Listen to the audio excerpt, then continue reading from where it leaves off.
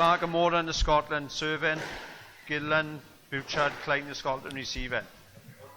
Best of 5, 3 games, the ball.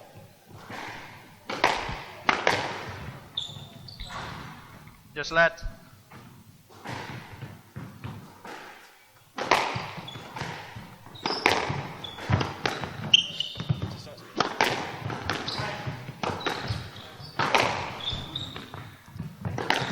Hello and welcome to the Sterling Trucks British Open Doubles 2014, coming from Glasgow. You join us just at the start of the first mixed doubles match of the day between Kevin Moran and Alex Clark of Scotland against the other Scottish team of Alan Klein and Franja Gillan Booker. It's currently 1-0 to the team in white, which is Kevin and Alex. I'm joined in the commentary box here by Greg Lobban, not Greg Lobban. Stroke. Hello Harry, how are you? Who will be offering his insights on the action as we go. Hand out. 1-2, 1-all. This is a interesting matchup between the experienced pair of Alan and Franja and the new couple of Kevin and Alex, who are playing their first tournament together, or they have played in 1 or 2 test matches. So it'll be interesting to see how they work as a pair. Oh, lucky net by Kleiny there. Take those though, don't you, Harry? Well, you got to take everything in doubles, Greg, as you know.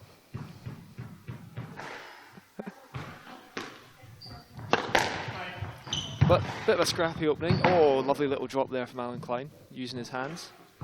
You'll see the men repeatedly attacking the girls, trying to make use of their greater strength and power, trying to put pressure on the girls.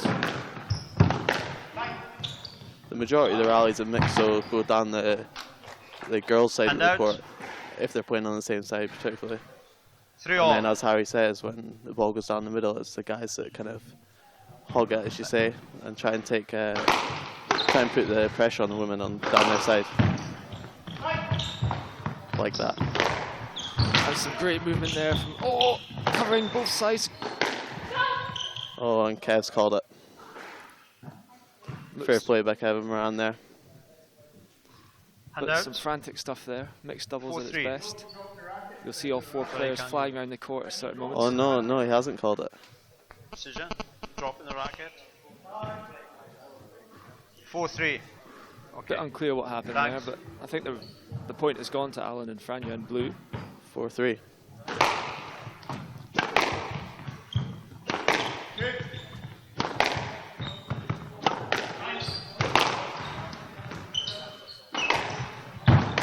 And as Greg has emphasised, we do have some fantastic female players on the mixed doubles court, but undoubtedly the men, as in most sports, have the advantage of greater power and increased mobility, and they try and use that to put pressure on the female behind players. The short line. Decisions left. However, we'll see some great shot making from boys and the girls, and every now and again the girls will take on the guys and can make them look pretty silly.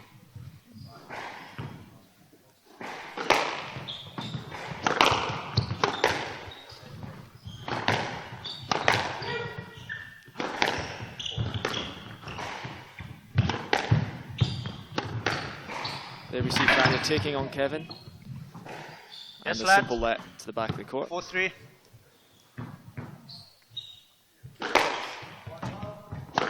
You've played some mixed doubles, Greg. What goes through your mind when you're on that court?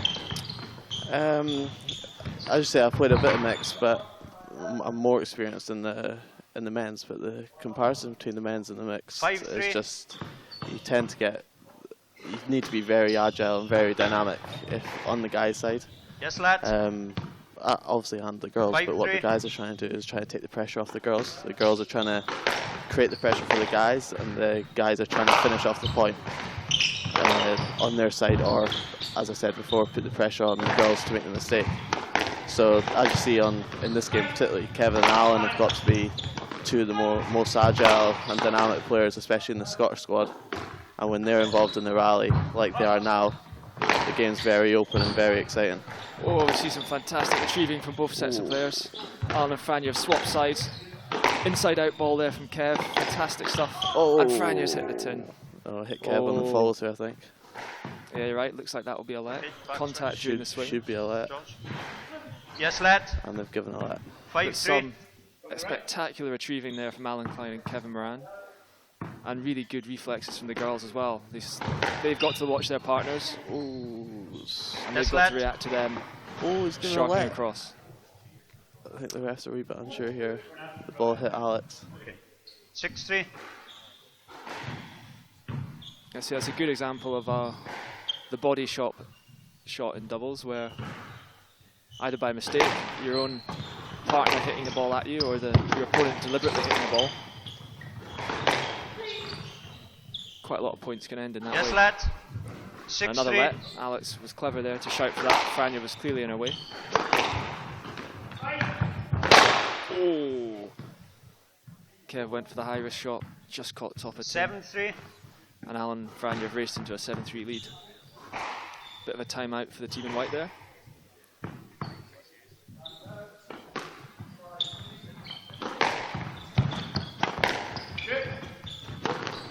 Oh, that's a lovely shot by Alex. And out. Using the sidewall, front wall combination to great effect. Yeah, she was using that boost very well in the second game of her match yesterday. With three or four excellent winners. So maybe she'll start trying to use that tactic again. 4-7. Catch the blue team hanging back. Just stays in. There's that boost again. Good covering by Kevin. But Alan Klein again, electric across the middle. Oh no. Oh, I think that was good. Oh, maybe a controversial call there. Personally, I did not see that good. Ball was good. I think the commentary box at United in feeling that pickup was probably down. Although it was.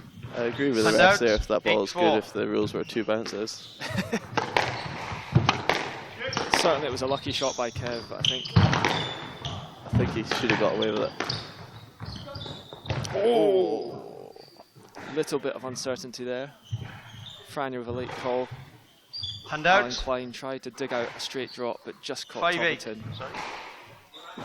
Moran to serve. Moran to serve. 5-8. As you see in this mixed game though, like the start of this game, it's been really open, and the mix can be very exciting when it's like this. Yeah, it really challenges the players in terms of movement, racket skills. Using the whole court, Fran using height there, and a nice shot by Klein to finish the rally. And there's also the contrast in pace. 6-8. Some very soft hands from there. Right, please. By Alan, just working Alex in front of the court. Correction. 9-5. You also see people winding up, giving the ball like a good smack. Exactly. Oh. And 10-5 game ball. Nick. And before you caught your breath, it's 10-5 game ball. Nice. Oh, great shot. And out. 6-10 game ball. Sorry. Clark to serve. A little bit of confusion there. Just the wrong player about to serve. Second server. No. Clark to serve. 6-10 game ball. Momentary delay. I think the refs have now decided who's serving. And Alex will get the squash back underway. Here we go. Game ball still.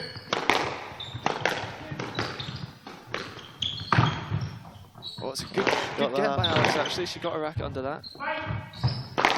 Oh!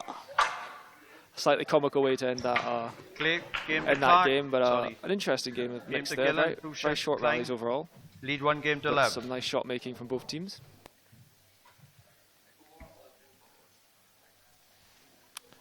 You've played mixed the last 4 years ago in the Commonwealth Games. How did you find it? Well, I'll answer that question shortly, Greg. I think we'll be back in a couple of minutes. We're going to have a quick break, and then I'll give you some insights. Want to have a break, eh? 15 seconds.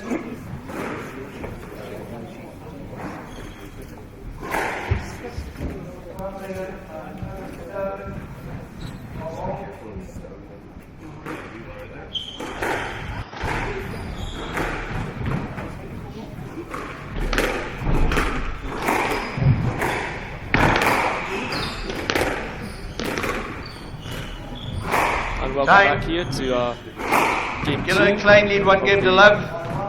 Mixed Love doubles. all. We have Kevin and Alex black and white. And we're in the first point of the second game. Good lads. The length of man. 1 love.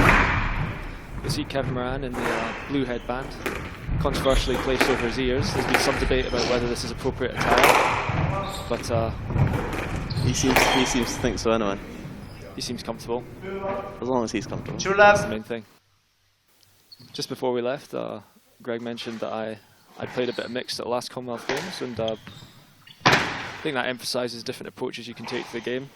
I very much 3 try love. to use my power, smash the ball at the girls, get them feeling Yes, lad. Uncomfortable, shall we say.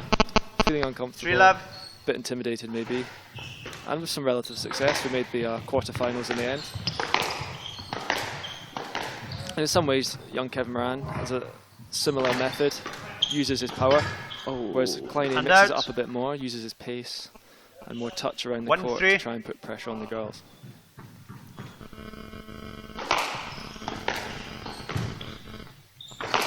Of course, with the lower tin, Down.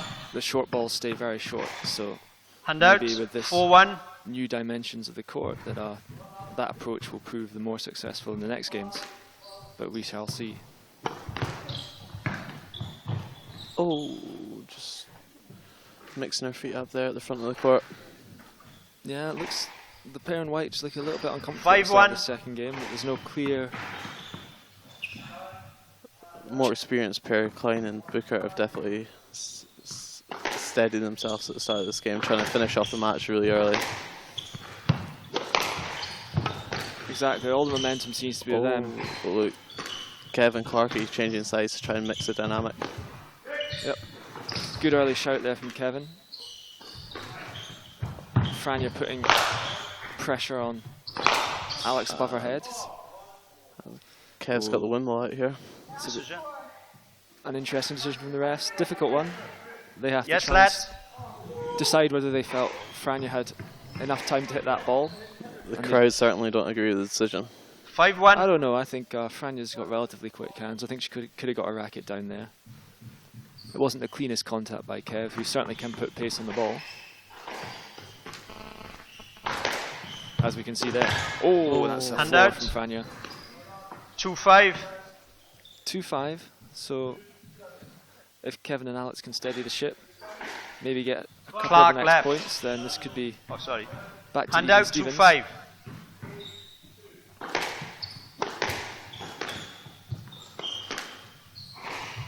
Again, you see Franja attacking high there, trying to get the ball up in the air. And good pace from Kev. When they get going, Kev and Alex can be real bruisers on the doubles court. Both like to put pace on the ball. Nice. And there you see Alan Klein Hand out. intervening with soft hands, finishing the rally. His favourite backhand drop. 6-2. Oh, onto replay on that. Alan Klein moves in. Trademark backhand drop. He's been doing that since he was about 5 years old.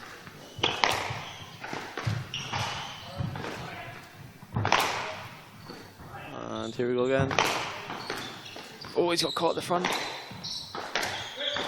Oh, that's a good finish. Spanked it in the nick from Alex there. Top stuff. Hand out. Maybe not right in the nick, but close enough to stay up the court. 3-6. And here we go in the replay. Boom. Good stuff. Randy doesn't get No close to getting that that one. back.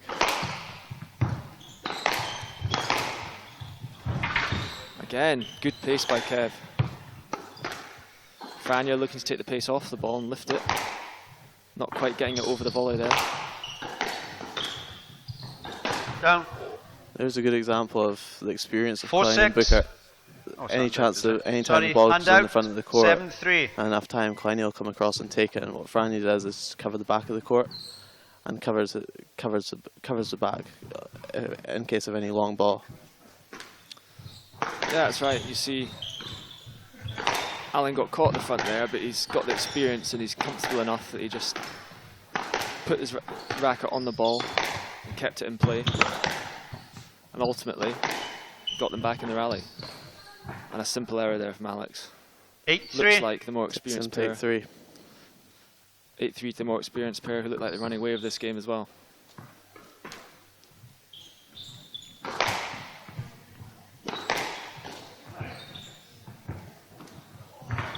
That's a good example again.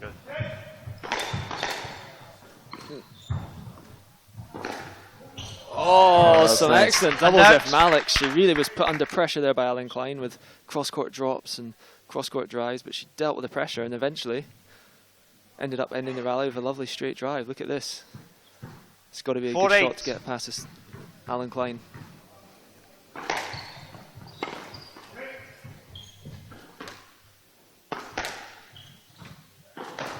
Oh. Hand out.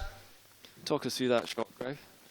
Well, it was probably the right shot to go for, actually. 9-4. There was a lot of space opened up at the front of the court, and she was trying to drive both players into the centre and to create the opportunity, but just clipped the top of the tin. A shot you see a lot in double, it's the post, sort of an inside out. Oh, that's nice. It's taking 10-4. match ball, is it? 10-4. Match ball. Yes, they've raced into 4 time to catch match ball. Oh, it's a good shot from Alex again. Hand out. And he's not looking too happy there. 5-10. Saved one match ball. Match ball. 5 more to go potentially. It's a long way back from here. It certainly is.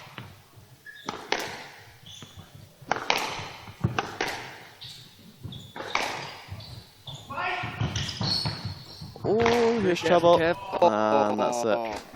But Fran using her experience. Match to Gillen Klein. 2 games to love. Solid match from Klein and Booker. 11-6, 11-5. Good play from all 4 players there. The girls really well. The guys using all the athleticism to get around the court. But it just goes to show how much the experience and established pounds and doubles. Yeah.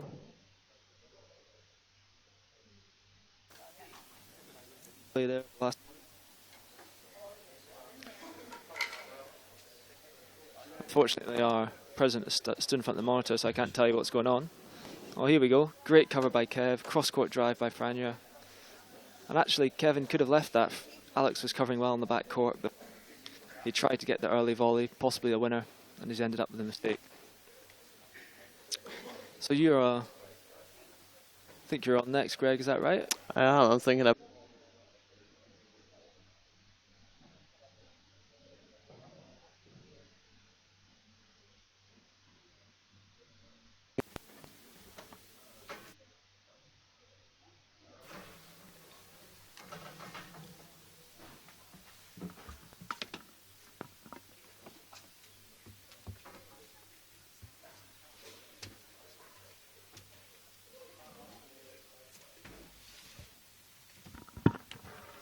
And we'll be joining you shortly again for the next match.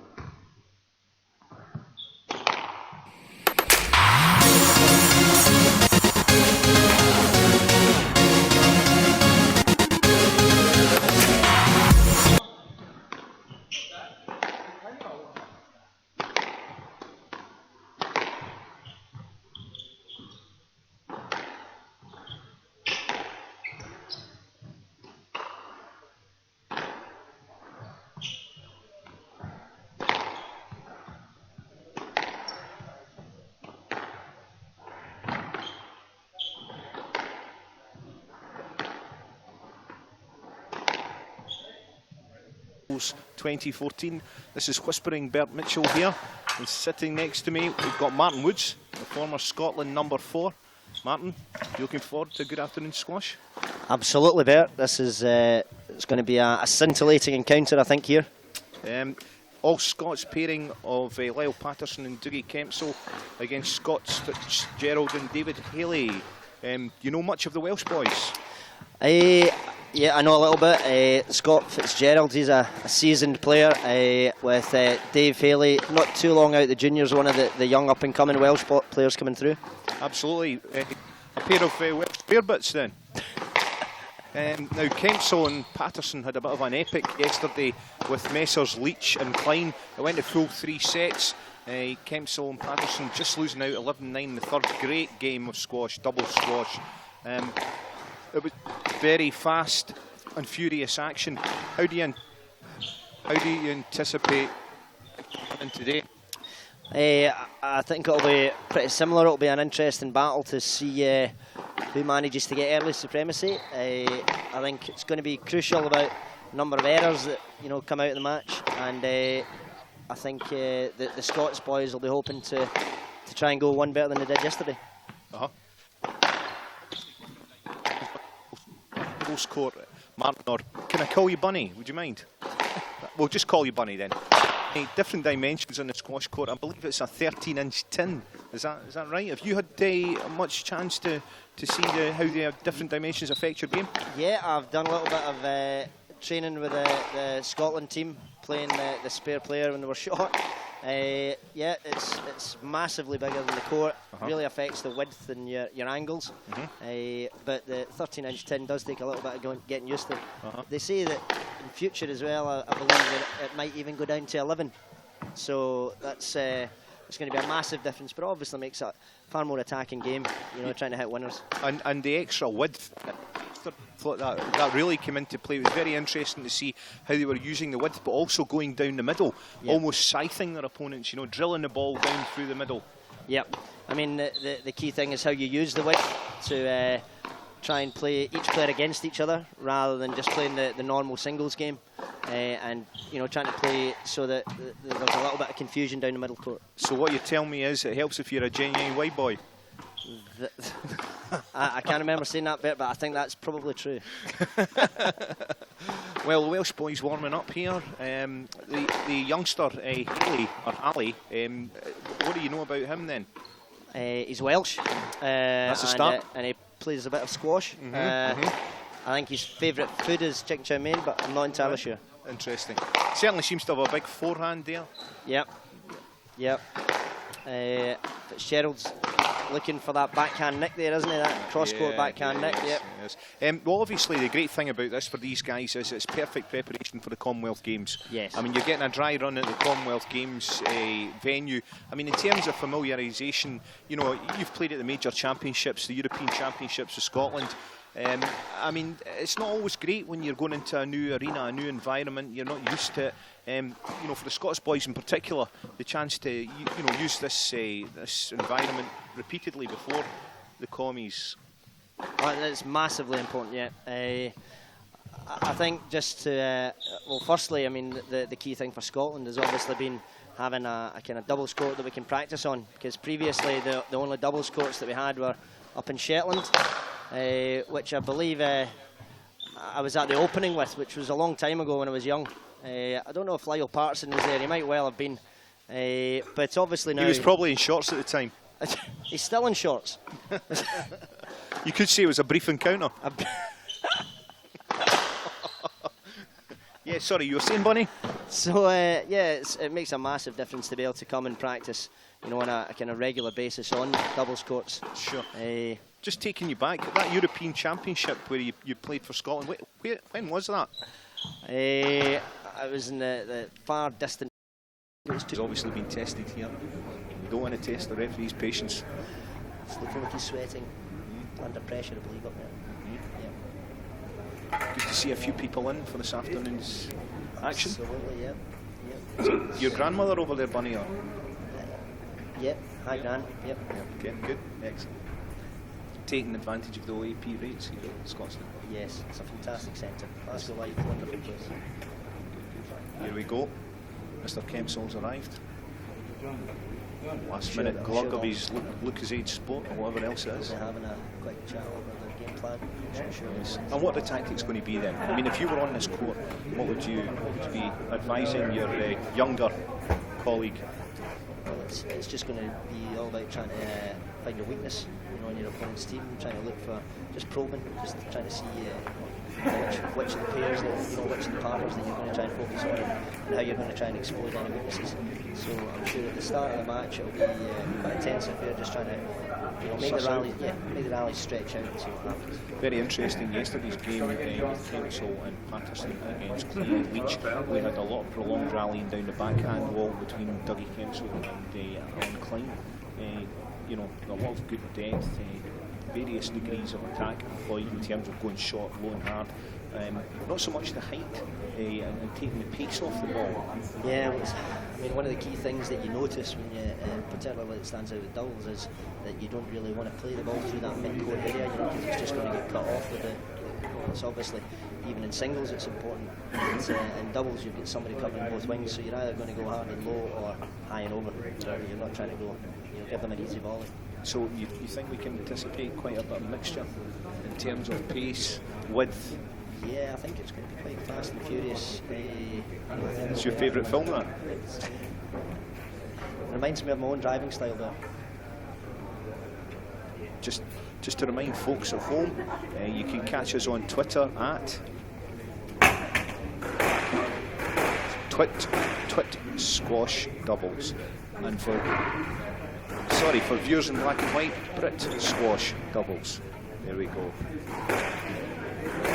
Anyway, at last, Scottish boys take the court after getting over the stage fright. Here we go. Mr. Fitzgerald, perhaps my cameraman Ewan has just told me he believes he's a poor man's version of John Hartson, a former Celtic, Arsenal and Scotland striker. I would say he's about 3 stone lighter than John Hartson, but similarly follically challenged. Anyway, here we go. Sterling Kirk, British Doubles 2014. Patterson and Kempsall, Scotland serving. So Patterson, Kempsall will start the match, serving against the Welsh boys. Lyle Patterson with us at forehand to backhand and into backhand rally. Kempsall went across court, put pressure a little bit. Fitzgerald now down the forehand wall. Decent length from Dougie Kempsall.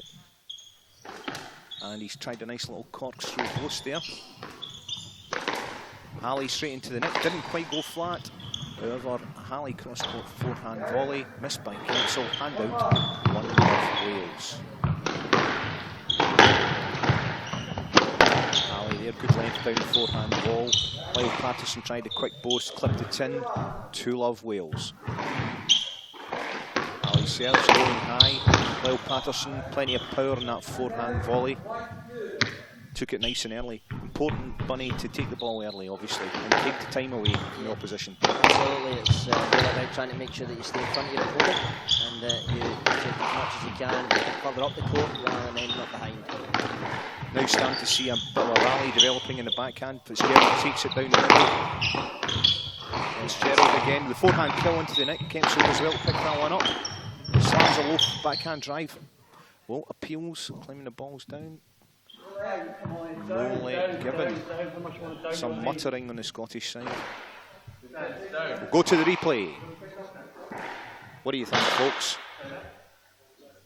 They call it down. Call it down. It's down. The ball was down, says the referee. Thank God for that. We've got Dougie Kempsall serving. 2-all, forehand side to backhand, doing the forehand driven serve. Fitzgerald's replies, Kempsall down the forehand wall, and that's a kill straight into the tin by Young Halley. 3-2. Interesting there, Martin, that the sound, there was no real sound coming off the tin. It sounded up, but it was clearly down. There is an area, it's just the construction of the courts. There's a space where you can see the sound, but it doesn't actually make any different noise. Yeah.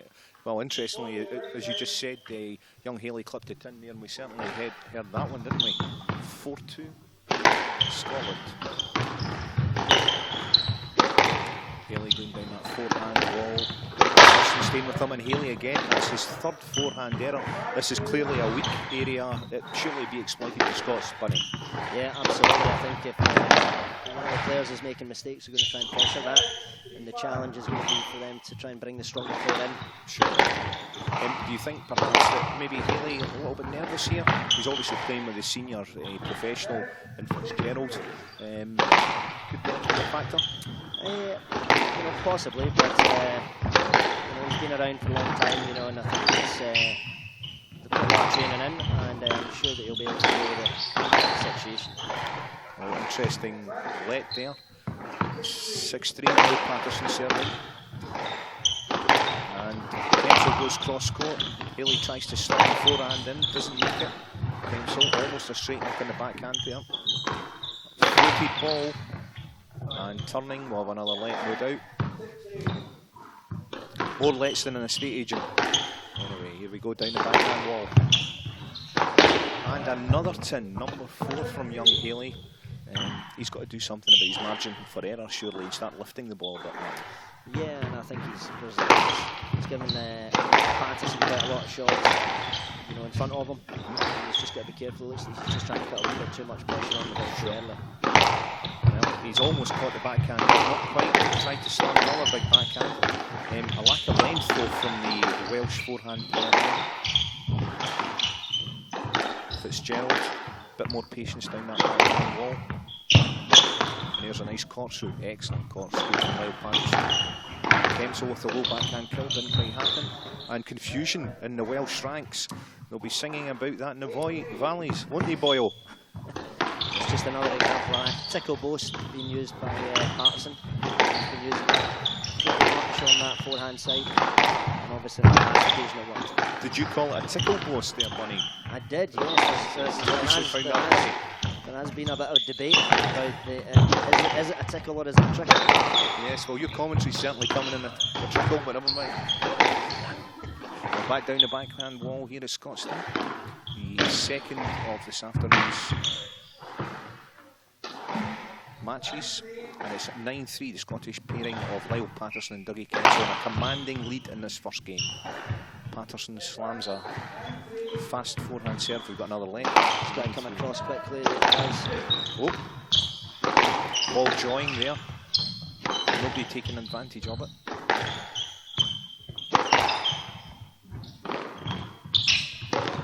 And a nice little angle played by Haley, maybe starting to settle a bit. 4-9.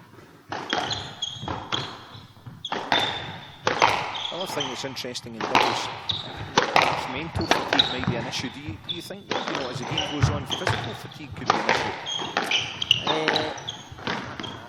I'd probably say not quite as much as in singles, but I definitely agree with the mental fatigue. I think that it becomes quite tiring because you've got to not just think about what you're doing, but how you interplay with the partner, Absolutely, absolutely. Well, it's 10-4, game ball to the Scottish pairing. Dougie Kensal serving. And we've got another let on that. Kensal once again, 10-4 game ball. Slammed in by Haley. Oh, bad miss it. There we go, away with it. Kensal goes low and tight to the backhand. Fitzgerald replying. Kensal and Fitzgerald going down that backhand wall now. Both for Dougie Kensal. Another short angle from Haley. Leaves Lyle Patterson. Didn't quite manage to put away the volley. That's the kind of opening that they're looking for. Excellent length there from Kensal. Pirouetted nicely, played the forehand on the backhand wing. Under pressure now, however. Fitzgerald fails to take his chance. Fitzgerald goes in low and short backhand and then cross court from Kensal. And Lyle Patterson with a cross court forehand tin. 5-10, Fitzgerald serving. Welsh boys with 5 more game balls to save. It's another let. 5-10.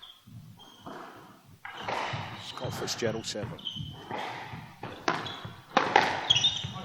Down the middle again. Kyle Patterson drives a forehand. Up there.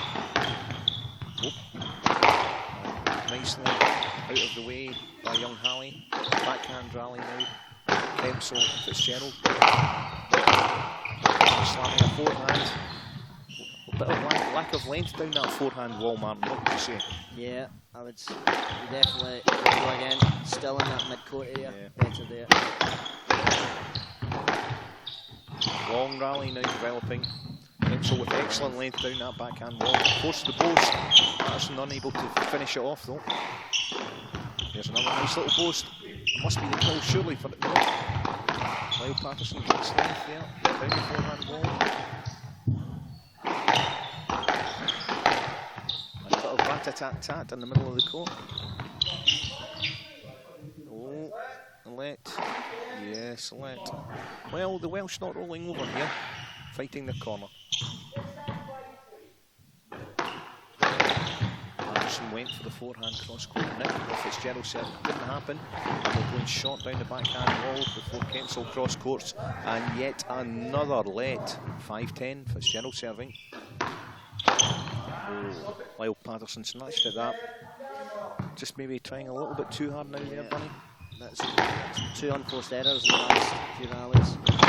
Nice length there from Haley. Perhaps the Welsh starting to settle and the Scots maybe over-egging the pudding. Absolutely there. The culinary knowledge here is exemplary there.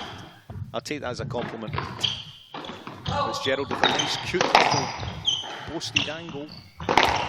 Forehand rally and nice at last, you could say, Lyle Patterson drives a forehand. Just going inside, yeah, just trying to make sure that he went inside Haley just to try and force the reactive error. Haley not ready to take that ball, and it's the first game for the Scots pairing. So what's your thoughts on that opening game? Scots deserved victors there? Yeah, I think so. I think that there were a few errors from the Welsh at the start, let the Scots get in the lead.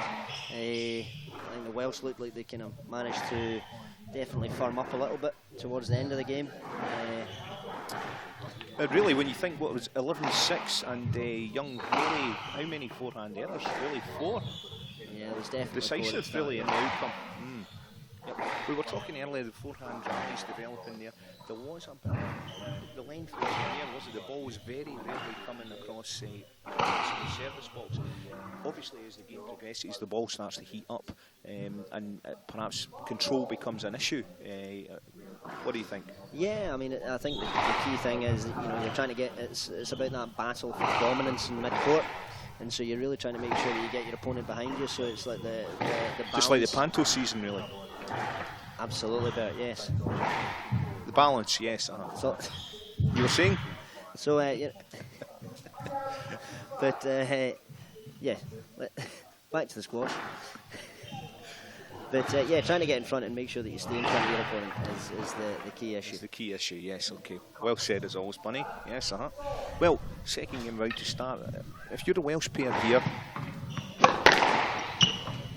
we've got Halley and Fitzgerald coming onto the court here. They're 1 game down. They've already lost their opening doubles. They've got a bit of an uphill battle here. What's their approach here? They need to go out and really attack, up the tempo, or? I'm not sure. I think Scott Fitzgerald seems to be pretty solid down that backhand wall. I think they want to try and probably bring him in to play a little bit more. Trying to play more Kempsell there. Yeah. That's a tight ball. Good length there, young Halley. And you can see how they're great width. Lyle Patterson deliberately playing that kind of skid post down into the mid-court. Very effective shot in the doubles game. Absolutely. Trying to draw it inside your opponent rather than just going outside and trying to keep the ball necessarily that conventional tight that you would get in singles. I think you said the angles. It seemed greater importance attached to the angles in the doubles game, perhaps. Definitely, yeah. It's all about having I think the key thing within doubles is having an understanding with your partner. Flat nick there. Sorry to interrupt, Bunny, but a flat nick should be recorded. It was pretty flat. It was pretty flat, yes. A bit like our commentary. Definitely mine, but I think you're being a bit harsh on yourself. Nicely pushed, feathered in, forehand drop, didn't quite for Patterson. Kempsell slams into the tin. Opportunity was there though. Opportunity was there, but it's 2-0 to the Welsh pairing. Just the start they'd be looking for in the second game. Absolutely. Haley serving, forehand serve from the backhand court. Lyle Patterson, the straight volley return, and a little bit over ambitious. I think there was a kind of bit of indecision there. He wasn't sure what he was attempting, Patterson. You know, Lyle's always been renowned for his attacking flair, and maybe that was just that little bit step too far. And then the Scots really have to try and make sure that they cut out in those errors, keep it pretty solid. Sure, absolutely. And there's a little bit of disco dancing there from Patterson as he tries to get out of the way. Yeah, but good cover from Kempsell there as the skid kind of drive. Oh. Kempsell crossing court forehand.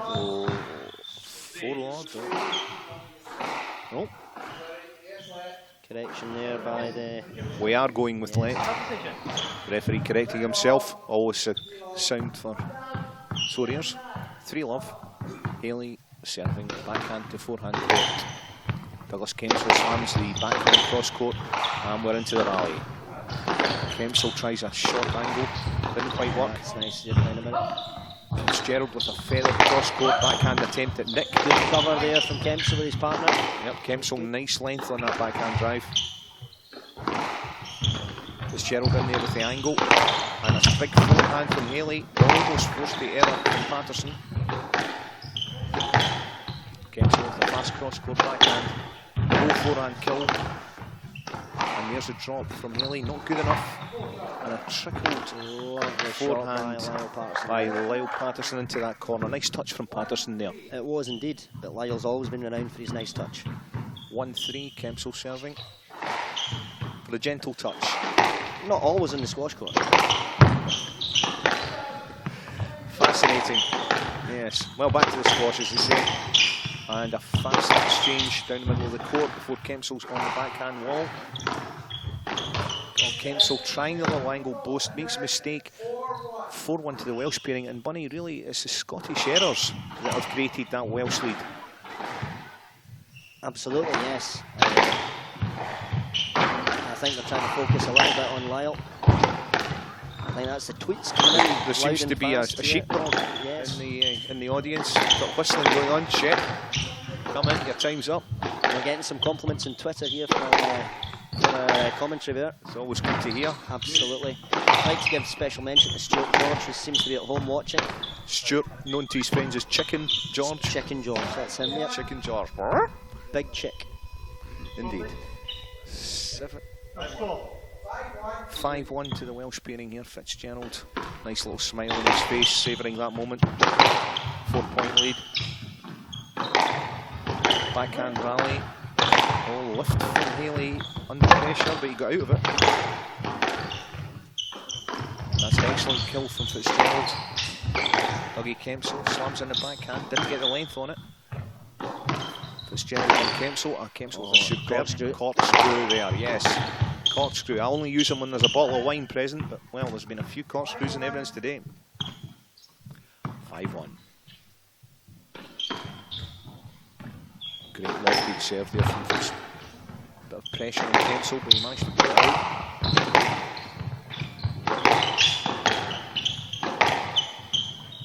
Fitzgerald very, very steady down that backhand wall, Bunny. He is, absolutely. Just steady length, not really giving anything away. Well, really, you can tell that comes with that experience. Well, a steady length is all you need in doubles, really, isn't it? That's steady length, very well, rather than that we saw. Yes, yes.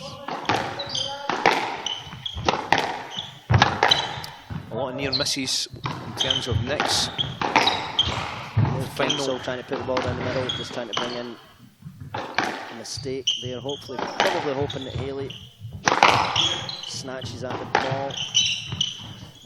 Haley's chance, nice. Well, he didn't snatch at that, did he? He slammed that forehand low and hard into the nick. Beautiful shot. 6-1 to Wales. Scottish conflab going on here. Fitzgerald serving, 6-1. Managed to find his side ball with that serve. Big forehand by Haley, puts Kempsell under pressure straight away. Great length by Fitzgerald, really tight. Kempsell back, there's a lovely length from him. Nice low shot as well. Young Haley, his errors the difference in the first game. He's cut them out in the second game, however. Goes down the middle. Lyle Patterson turning. Gets a fair bit of meat behind that one. And looks like another, yes. Yes, let's 6-1. Bunny, what do you think is the difference in this second game? Things really turning on their head. Yes, absolutely. Far less errors from the Welsh. Pretty steady, concentrating on using both players, to be honest. They're not really focusing just on one, but I think the key difference as well is Haley's just not made those errors that he was making in the first game. Sure. Yep. There he is again, the young Welshman there, lifting the ball a foot above the tin, whereas in the first game everything was going an inch above or an inch below. Backhand rally, Kempsell and Fitzgerald, very tight ball from Fitzgerald, who then goes short. They're forcing a loose ball, goes short again, but goes too short, too low, and into the tin. Uncharacteristic error there from Scott Fitzgerald. Yes, uncharacteristic, as you say, Bunny. So, hand out 2-6. Oh, stop. What's happened? The referee's bus arrived. No. Lyle Patterson serving 2-6. Big job on the hands of the Scots pairing, Bunny. 4 points behind. I mean, how tough is it going to be to get that back with the point per rally scoring system? Yeah, it's going to be an interesting battle to come back. The Scots are going to have to make some change. I think this is where they really need to work as a pair and be able to cooperate and try and make sure that they're communicating rather than playing two separate. That's the key thing with doubles, is how the two people gel together and how they communicate and the understanding that they both have. So you're saying it's good to talk? Absolutely. But not always possible on a doubles court. But anyway, here we are. Backhand rally. Fitzgerald and Kempsell at it. Tight, length, down the backhand ball. Excellent. Reminds me of watching you play, Bert. Thanks, young fella. Fiver in the bar later. Yeah. Oh, no. Hand out 3-7. It's unfortunate. Were the strings used in that Kempsell backhand kill, or did he opt to use the frame? What do you think? I'm sure it would have been deliberate, whichever it was. Indeed. Yes. Well, it was highly effective, and that's all that matters for the Scots. Oh, nice. Trailing now by 4 points. Kempsell serving, let ball. Good length from Haley on that forehand. Tries to slam in the nick, misses. Kempsell, lovely little backhand drop. Haley really likes that straight kill, doesn't he, down that forehand ball? He does indeed. You can see Lyle trying to use that tickle boast at the front. The tickle boast, yes. The one that always makes you laugh. That's very tickling.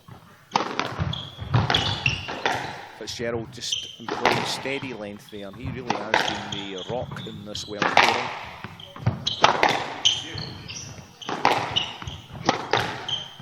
Nice width from Haley's cross court. Kempsell goes back down the line, backhand side.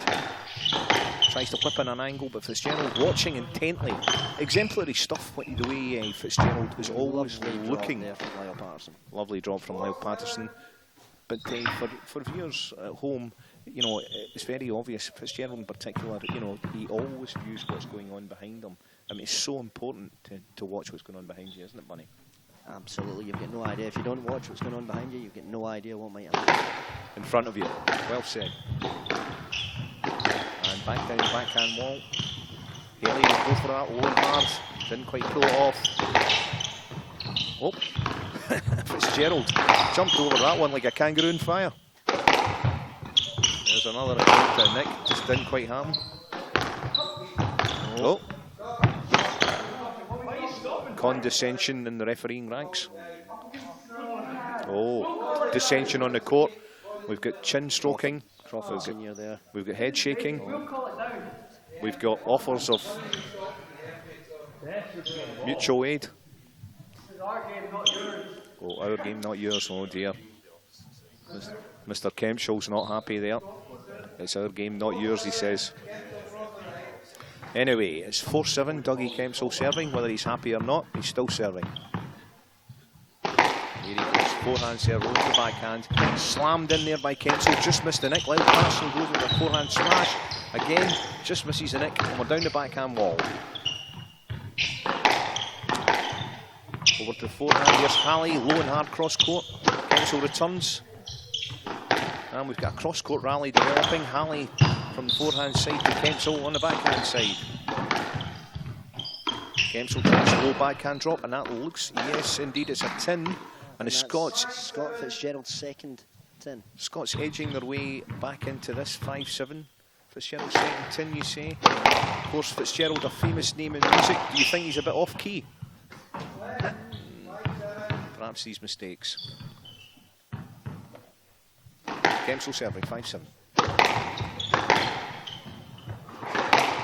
Big backhand. Oh, great length. Now that looked down to me. That was a good call there by Kempsall. Sportingly, absolutely hauling it down. It can be tough to admit you've maybe not.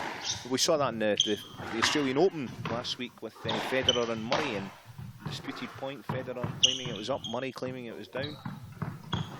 Yes, always tough these type of moments. Very tough, Bert. You've had a few in your long and illustrious career, Bunny. Indeed. 8-5. The gap goes back to 3 points. 3 points from home, the Welsh duo. And a second game that will make it 1 game all. Dougie Kempsall, nice working length there employed to Fitzgerald. Kempsall going cross court with the backhand, didn't get the nick. And Fitzgerald slam dunks that into the neck.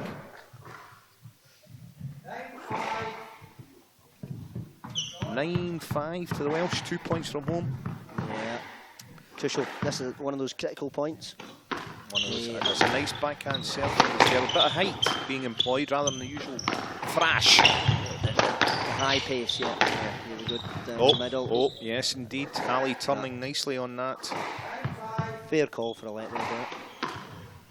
Virtually every time we go into the back courts, it's a guaranteed let, isn't it? Yes. Oh, Patterson slams a forehand kill, low cross court. Fitzgerald fails to make the pick up. Cheap point there, Bert. Cheap point, yes. Favourite of the budgies.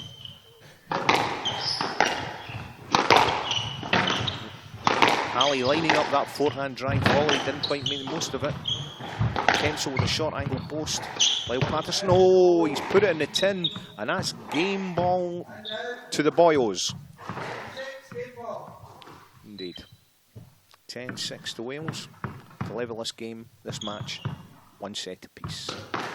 Halley with a backhand serve to the backhand court. Oh, Lyle Patterson, adventurous, strange shot selection, I would suggest. And straight down the middle, we'll have a let there. Halley serving again, 10-6 game ball. Finds the side wall, Kempsall forced the turn, it's great length. This must be a kill from Patterson, but he puts it back in play there. Should he have done more with that, Bunny? Yeah, I think the potential was there. But just trying to find a way to find that opening that they're looking for without making that mistake, because this is a critical point.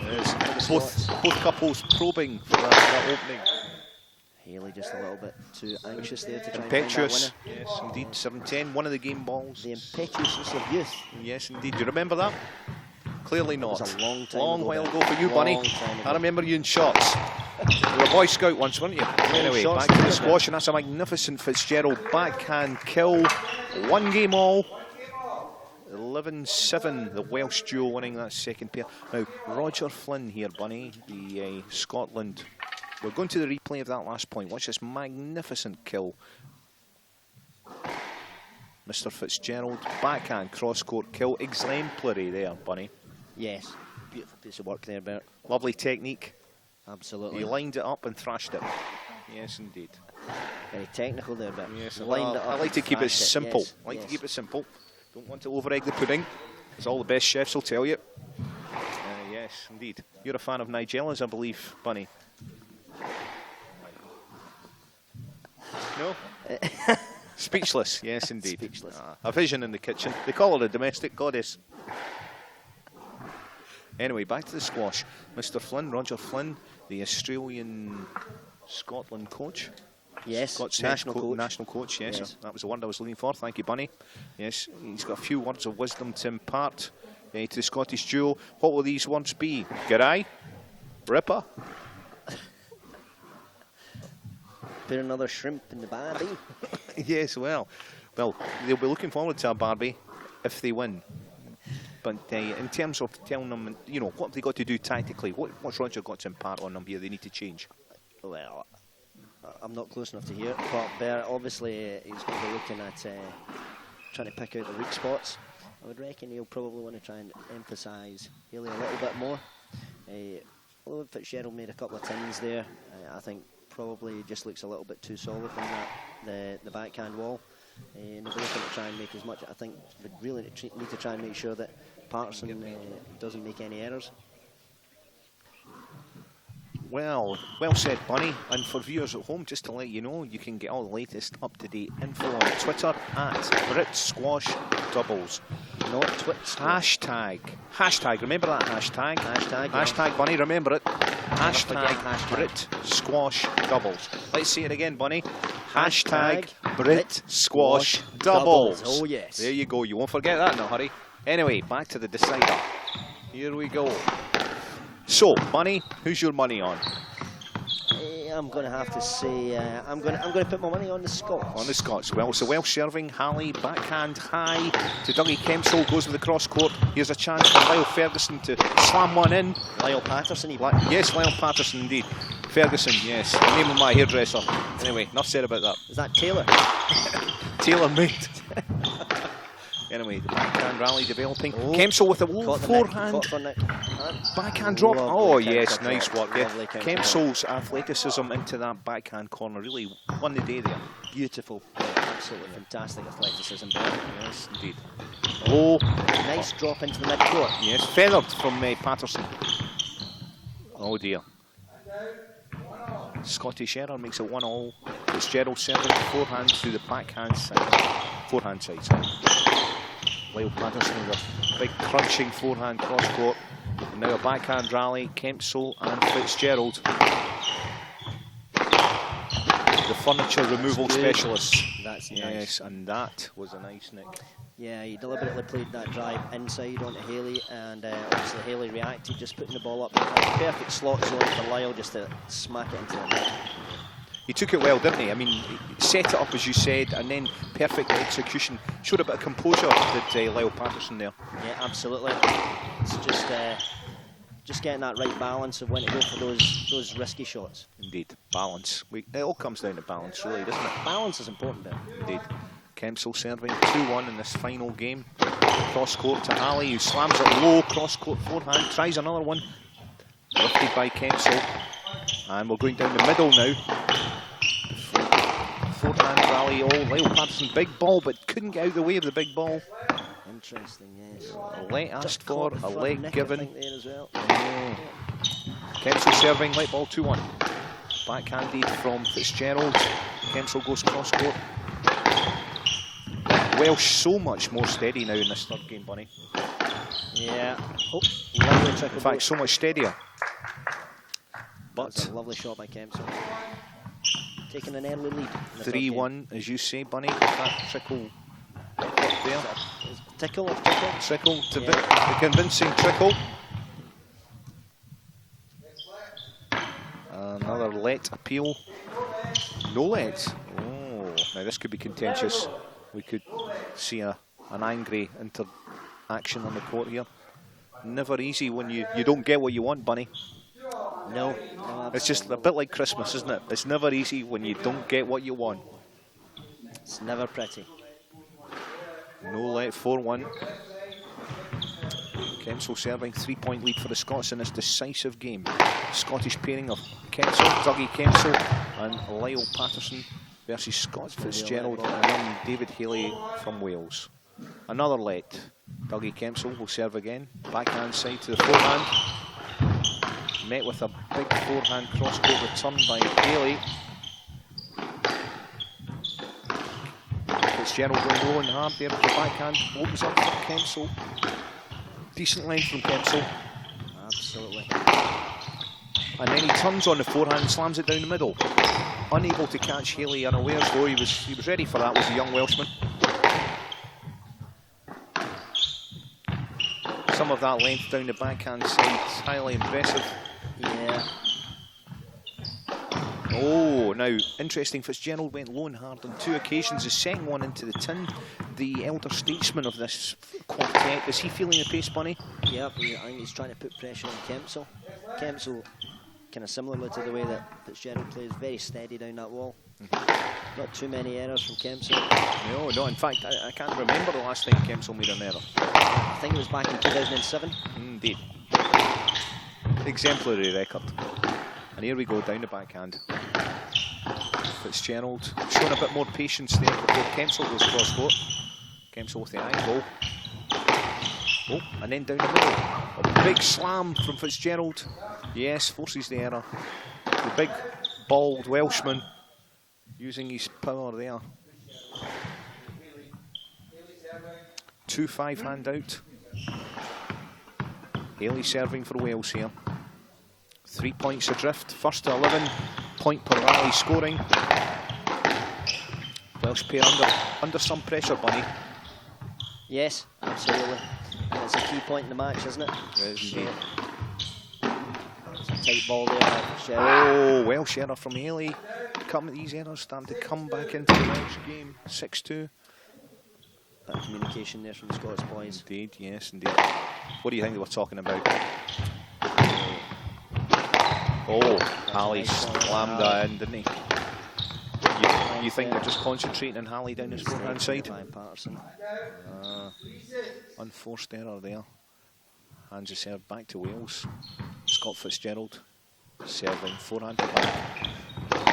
Lyle Patterson gave Haley a ball and turned in there too easily. Yeah, oh, and another error from Kempsell there. The Welsh handed a lifeline here.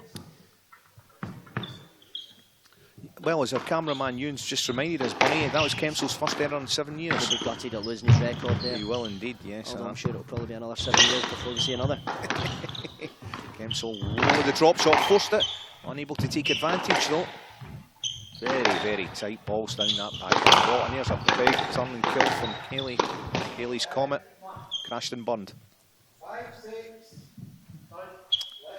5-6, however. The 4-point lead the Scots had developed, frittered away, a couple of unforced errors. Fitzgerald set cross court to Lyle Patterson, and now we're down the backhand rally developing before Kempsell goes cross court. Trying to go inside there. Oh, turning, here's a chance for Kempsell, he slams that. Oh, that good length now. This must be short and it must be low, but it ain't tight enough. And a let now, that was a missed opportunity. Lyle Patterson had the chance to kill it, didn't he, in the forehand corner? Yeah, it's interesting, there's not many straight drops going into that front corner. Is that something that you, at this stage, if you were on that court, Bunny, you would look to employ? Yeah. Surely. I think it's really trying to mistake. That's another Scots mistake. Dougie Kempsell with his second error in 7 years into the tin. And that's 7-all. Cameraman Ewan holds his hands up. He's jinxed the Scotland number. He's definitely a number. Number 3, I believe. Is that correct? It could well be, yeah. Yep. Forehand rally developing. Lyle Patterson in those Clint Eastwood type glasses, going cross court before the ball trickles through his legs, and that's a let situation. 6-all. Fitzgerald wiping his nose on his own sweatband, I'm glad to say. And Lyle Patterson slammed that forehand at jawed. However, Dougie Kempsell comes up with the backhand winner, shaking his head, not happy, but it was a majestic strike. But it's interesting, I mean, the Scots here have had a 6-2 lead. The Welsh have come back to 6-all and 7-6. It's all pretty tight. You say, Bunny, that's interesting. Oh, contact made there. Kempsell's visor coming off there. He looks slightly glazed. Yes, Kempsell here serving. 7-6, 1 point lead. First 11, Welsh error. Haley slams the ball into the floor and then his racket to follow. 8-6 Scotland, a bit of anger, a bit of temper there. Do you have questions over the Welsh temperament here, Bunny, at this killer stage of the game? I think this is it. It's getting tight, it's getting crucial, isn't it? Yep. Yeah. It's all about focus, isn't it? Now temperament and cutting out the errors. Yeah.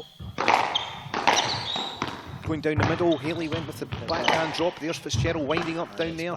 Good length from Kempsall, steadies the ship down the backhand wall for the Scots pairing. And Patterson, decent length. He's got a chance here. He didn't take the volley on though. Perhaps it was an opportunity for that. Kempsall with the backhand drop. Fitzgerald ready for it. Good length from Fitzgerald. Almost a flat neck. Oof. And slam dunked in by young Haley. Lovely kill on the forehand, Bunny. And it's not the first time he's done it in this match either. No, several times, yep. No, great shot from the young Welshman. 7-8. So tight here at Scotstoun. And remember, if you want to follow us, it's hashtag Brit Squash Doubles.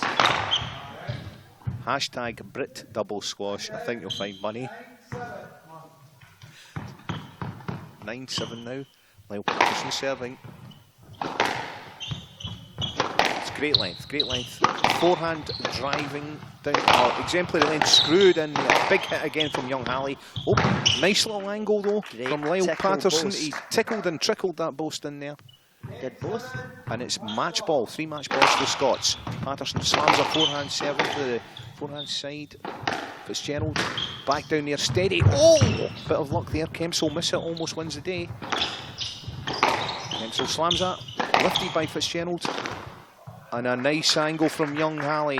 I mean, it really is trick or treat, feast or famine with Halley. It's a winner or it's an error, isn't it? But it's 8-10, 2 match balls to the Scots, so well serving. Big Lyle Patterson cross court.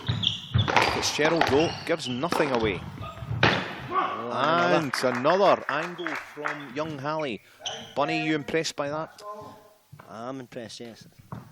Cool under fire. Cool. Indeed, but like yourself. Great lob backhand serve there. Oof, lifted out. Fitzgerald did well. Kempsall buries that forehand ball. And now the backhand rally developing. Fitzgerald and Kempsall. Kempsall goes cross court. Halley lines up the forehand. Plays the working length. Oh, and another error forced. Fitzgerald forcing the error from Kempsall. So tight here in this decider, Bunny. Sudden death here, Bert. Sudden death, 10-all. Fitzgerald serving. Lyle Patterson goes straight. Oh, got a let there. It's one of the key things in doubles, Bert, is that instead of having the must win by 2 clear points, the sudden death element makes those errors even more crucial. Absolutely. So, who's going to crack first here, Bunny? Come on, don't sit in the fence. The Welsh will crack. Well, you say that with conviction. Have you got the courage of those convictions? Great rally, rat-a-tat-tat, and it's a Welshman, young Haley, the forehand, flaky and into the floor. He cracked, and really, that's been the difference, Bunny. It has indeed, Bert. An exciting battle there. 11-10, the Scots claiming victory, and a nail-biting finale. Well done to the players. Tense, taut, and at times teasing. Let's go to the replay for this finale. Now look, here's the rally developing. Fitzgerald there going, it's cross court. Look at that. And here it is, boomf. Just didn't get his footwork right, the young Welshman. Slams it into the floor. Thinks about slamming his racket into the wall, but thankfully doesn't. So. That was exciting there, Bert. It was a indeed. Fantastic match. So little to choose. Exactly, and once again, very little actually in the final. Once it's in the cold light of day, not really much difference in the points. 11-10. It came down to errors, didn't it? Absolutely. It came down to errors, it did indeed. As it so often does at top level sport and top level commentary, Bunny. Comes down to errors. Well, that was certainly entertaining, and I'm just looking at the schedule to see who we've got next.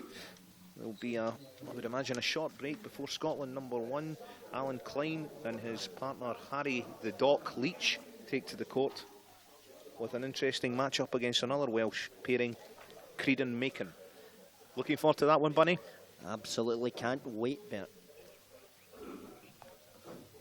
Just to remind you folks back home, Twitter hashtag, it's hashtag, yes. Brit Squash Doubles. We're saying that slowly for viewers in black and white. Hashtag Brit Squash at Brit Squash Doubles. There you go. You can join us. Hashtag Brit Squash Doubles. Say those words for me, Bunny, one more time. Bert? Cameraman Ewan has got his head in his hands. It's been a long day already, Bert. You must be tired. Well, Ewan's clearly had a late night last night, looking by that hair. But anyway, back to the game, Bunny. Bit bouffant, the hair, yes indeed. I think he needs an appointment with my hairdresser, Lyle Patterson. Sorry, Ferguson.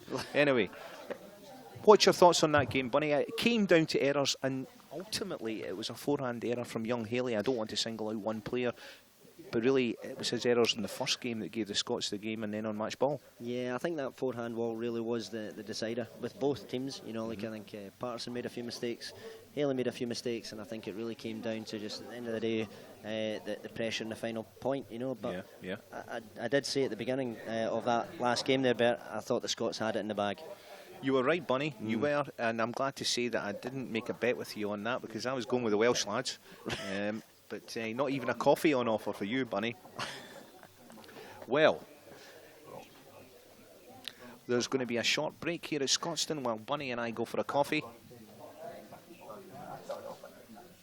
And then we'll catch you for Klein Leach against Creed Macon. Another cracker in store. Anyway, this is Whispering Bert Mitchell signing off at Scotstoun.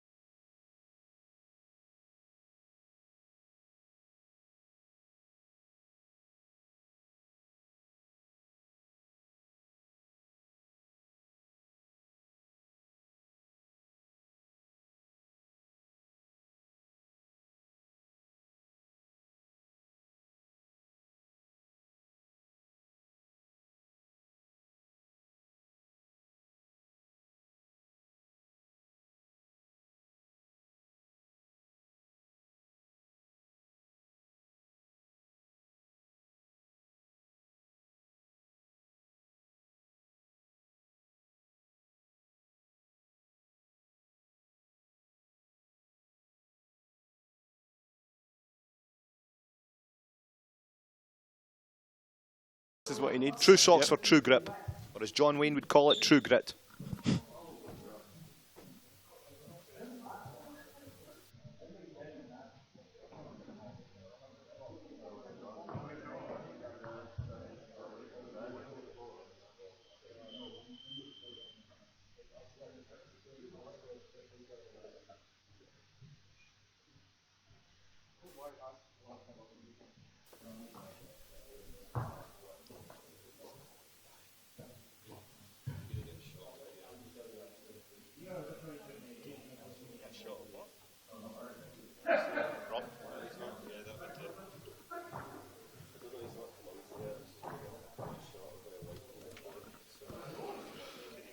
Well, there we go. The court being mopped, the blood's removed. Several spots you can see here. It's supposed to be a non-contact sport, Kevin. Yeah, well, that's the problem. It's a non-contact sport, but they make such contact. Close quarters, they make contact. At close quarters, you get no quarter. Oh, you can, exactly. On the squash court, yes, indeed, so yes. Unfortunately, and diving about the court as well. I don't know if he got hit or whether it was a dive, but yes, there's Greg Lobin throwing his holy socks into the bucket. Apparently, he wears theirs on Sunday. The holy socks. Hey, boom, boom. Thanks for that, Basil. Yes, indeed. Good. And we've got the Scottish national coach, Roger Flynn. He's on the squash court. Apparently, he's murder on the dance floor as well. But yeah, they both are. 2 replacement hips. You'd expect that. Yeah. Hip to be square. Indeed. Yes.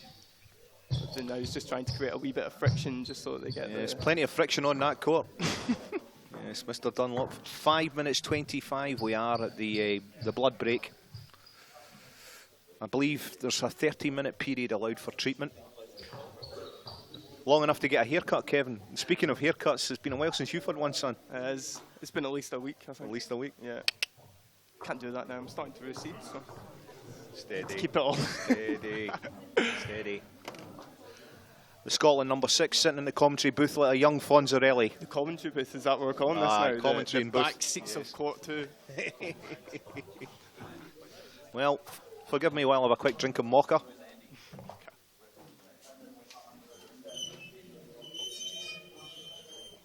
Various dark mutterings coming from the other side of the camera. I think the national coach and the CEO just a way to check on the Welsh to see how they're getting on. See if they can bring the first aid kit to them, if they can call the ambulance, or whether it's going to be game over. I think they're a bit concerned the young Welshman's plastered. Well, we're wrapping up now here at Scotstoun. John Dunlop back on the sponge. Oh, well, now that's interesting, isn't it? There is a danger we might change court. Mr. Dunlop. Well, if they change court, then the live stream will go kaput, will not? They call him the eraser. Me and you will have to go on and give them a wee dance, murder on the dance floor, like we said. Just to keep them entertained. Speak for yourself. Wonder if we could get some entertainment on the squash court whilst we're doing this. Well, where's Cliff Richard when you need him? Yeah. Eh?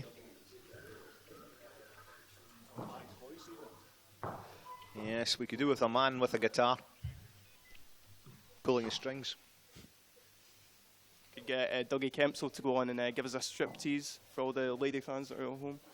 All his lady fans at home? All his one lady fan. There's 2 questions here. How many houses and how many ladies? He's actually got 2. He's got his own. He's got a girl back home, and then Stuart's girlfriend. Is that Stuart Chicken George? Yeah, that's Stuart Chicken Crawford's George, girlfriend yes. is very interested. That could be a case of foul play in the hen house. We've got at least 2 views there for sure. And then. So, very sociable on the squash circuit, young Kevin. Yeah, it is. We've got a tight-knit group here that we're all good friends and we're all competing against each other, so it can be a wee bit awkward at times. But we all like to slag each other off, that's all part of it. Well, we've got one of the Welsh duo, Creed, at the doorway there, but that's actually Haley. Haley? Oh, no, Haley from the previous Haley, yeah. He's not playing? No, but the young boy, Creed. The bearded warrior. There he is. There he is. Bearded, tattooed. Celtic Mr. Creed, warrior. Celtic warrior indeed, but his partner is nowhere to be seen. So there obviously still medical attention being sought. I mean, did you notice that was a nasty? Didn't see what happened. It looked fairly innocuous. No, I a think bit like yourself. Maybe scraped along the floor is what usually happens. I don't think anyone hit him. Yeah, it was probably when he was going for a ball that was on the floor, scraped his hand along the floor. Yeah. Can be so though. Yeah, it's what's expected though. Always happens.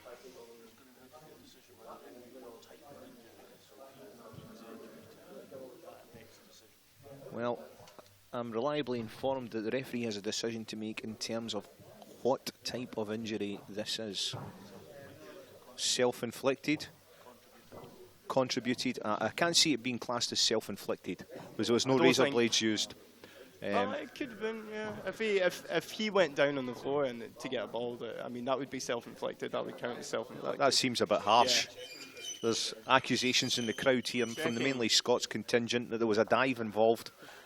That suggests it's self-inflicted. Tom Daly ate your heart out, apparently a pair of Greg Loban's holy socks were seen running off the court shortly before the incident. Hopefully bring you a replay of this incident. We're now at 9:48. 9:48, the year of my birth. Yes. 1948. 1848. 1848, yes, I remember it well. What a lot of people don't know is that me and Bert used to play in the same team. Back before the war. Back before the war. Yes, indeed. When I first started. You used to beat me up on court all the time. Steady, that seems harsh. Scurrilous accusations there. Young Moran, no respect. Well, I'm told that replays are inconclusive. And what's most unfortunate here is we've got quite a few people coming in. Bit of a crowd coming in looking for some squash. I hope we've got some crowd control. So they're bursting through the doors here, waiting to get in to see. 50 new members of the audience wanting to see some squash, aching to see some squash. But unfortunately, this blood injury. Did you say 15 people there, Bert? 50, I would say. 50. Arithmetic's never been my strong point. Oh, good news. Play resuming in 5 minutes, so I'll have a long draft of my mocha. Harry and Peter Creed taken to the court just now just to warm up the ball, get it going again, seeing what the court's like. And Klein steps on court as well. Interesting wafting of the arms from Klein. Wafting? Wafting, yes. What's he wafting? Big arms, yes. Big arms, big guy. Same with Leach as well. Two big boys on court. Big boys, yes. Hot shot, Harry. Hot shot to add to it. Indeed. Dr. Leach. So, in this type of situation, you've had a prolonged injury, intermission. Injury a concern when you come back on? You know, the uninjured players, obviously, the body's cooled down. Usually the injury isn't too much of an issue. It's more the players' concentration. So whether they'll be able to get straight back on track, get back to winning these points is another thing. It can affect both teams in different ways. So the Scots just really have to nail down and just start doing what they're doing at the very start. Well, it's good that play will resume. The injury was deemed self-inflicted, but not going to prove too much of a problem. A painful pinky, cut and bruised, humiliated. Yes, indeed. Just like a typical night out in Paisley, Kevin, eh? That is, yeah. Cut, he would have lost a lot more limbs, in fact, to do that. But. Well, young Creed, he's smiling away. Welshman taking the court. Still waiting on his partner making. Hopefully he's making tracks for the court. Wait. Still no sign of him. Oh, there he is there. Yes, indeed. The wounded warrior returns. Joel Macon, yes, that's Joel Macon. There he is. Looks okay. Looking for a bandage. Yeah, indeed, yeah. The fingers are amputation. The doctor at court here has just informed me amputation. That seems a bit severe. These doctors always willing to get the pliers out. Yes. Dr. Leach could have actually had a look at Dr. Leach's casebook, yes. Apparently he likes to show that to his young lady friends. If it had been Alan that got injured, then he would have been out there with the bandages and the anaesthetic. Well, we're trying to zoom in on the finger here. Cameraman Ewan, if he can zoom in. All stuff. Anyway, play resuming. Alan Klein serving. 8-4 up. Scottish pair.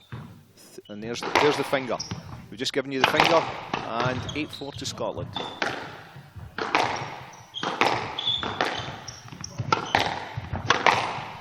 Whoa, straight down the middle. Klein hopping over that.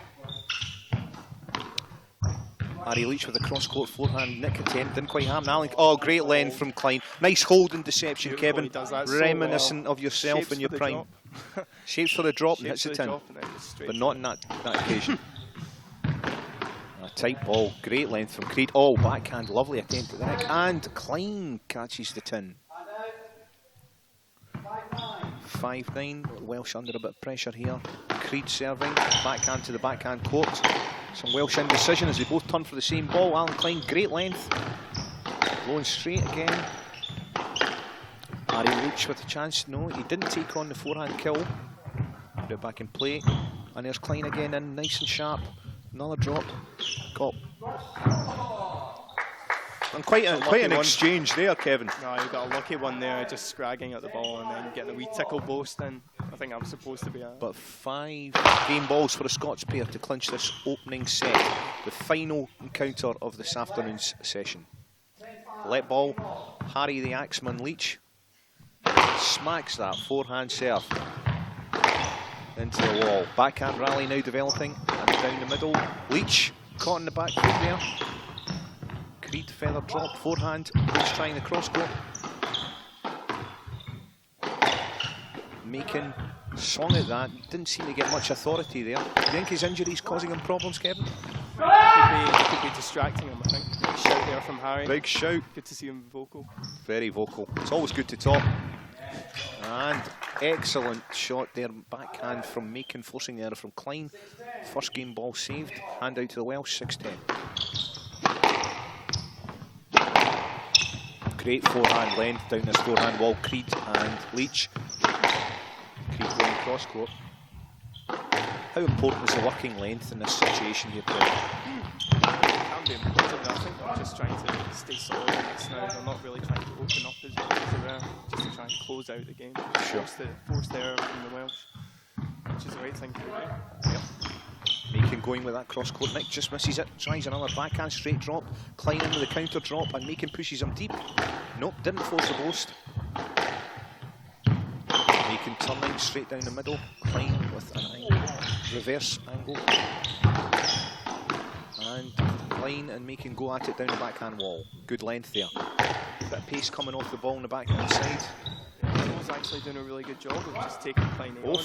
Klein, superb backhand volley into the neck with the drop then. Oh! And yes. I don't know if that was Swahili or Welsh. Anyway, couldn't understand a word of it. Maybe it was gibberish. We'll have a replay here. Look at this. Lovely bit of pirouetting. Klein, not sure what day it was. Anyway, back to the action. Backhand rally developing now. Klein swings across court and then gets one back from Creed. Oh. 8-10, another game ball saved. Macon serving. A bit of concentration here to get back on track. Oh, and Harry Leach into the floor in disgust. The big doctor. What's the diagnosis there? Well, 9-10, is it? it's a shocker. 9-10 handout.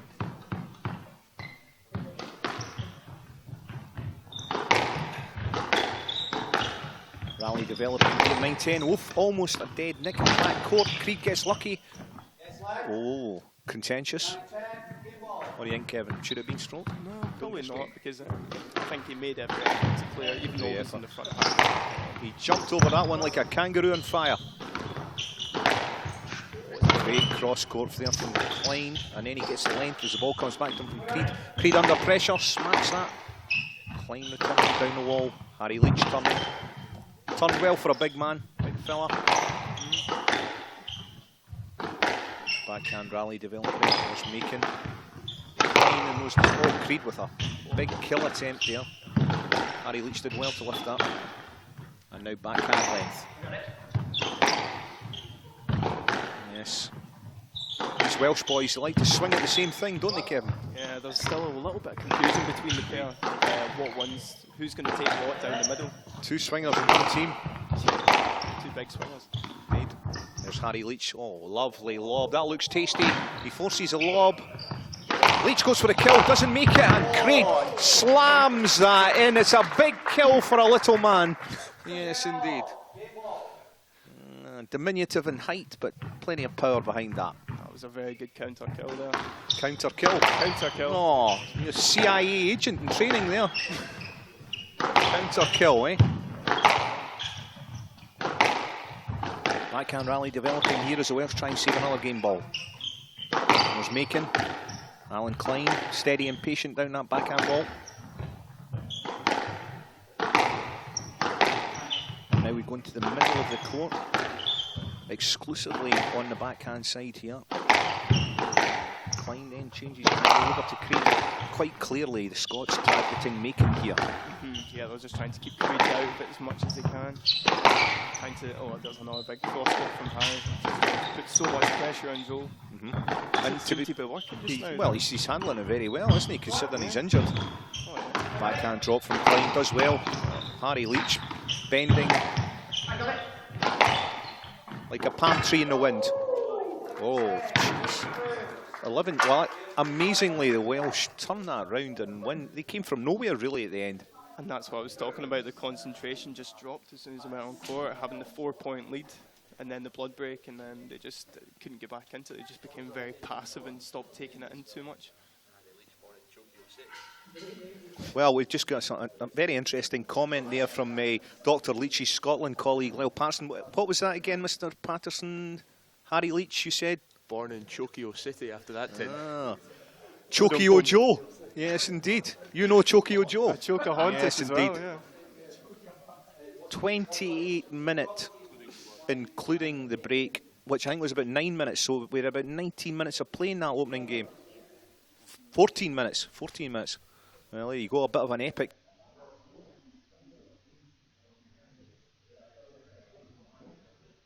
Was up at the 11-9 that counter. They've got it all to do here though. Yeah, just became too passive at the end. Very negative in what they were trying to do. Just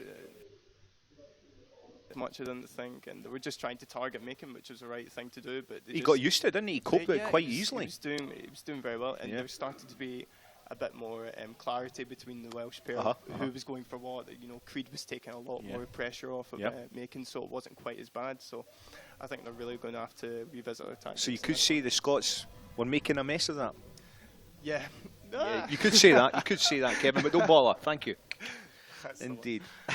Creed, though, he's got a low centre of gravity, and he certainly seems to use it for his kill shots, doesn't he? He gets so low. He's the tattooed warrior. The Celtic warrior, that's right. But he was doing very.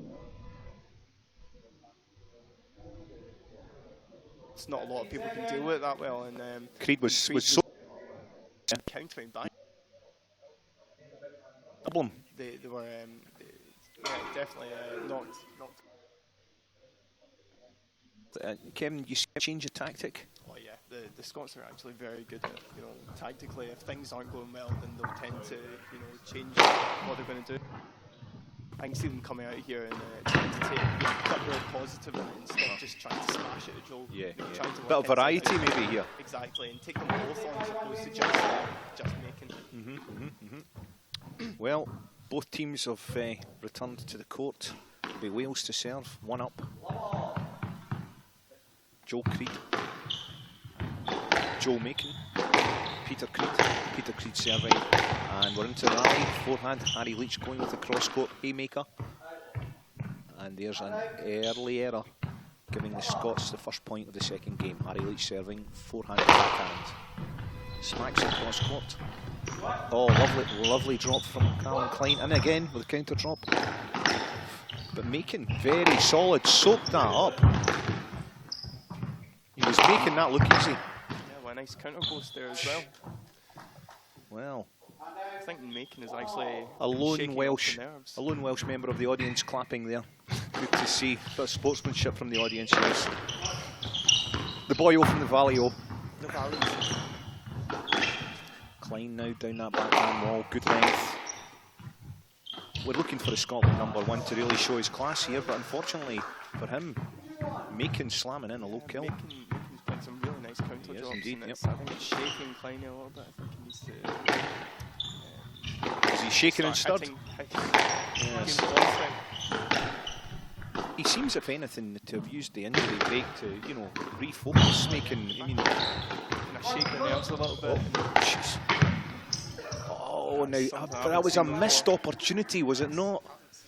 Yeah, I think we could do with a replay of that interesting little situation developing there. Fascinating. And here we go to the replay. You see this opportunity developing. Anyway, back with live play. Backhand rally. Oh, great kill. Macon, yes. He's making whoopee.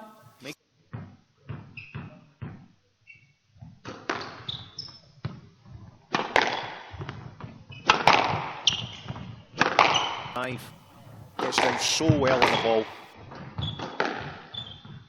Fair at this moment.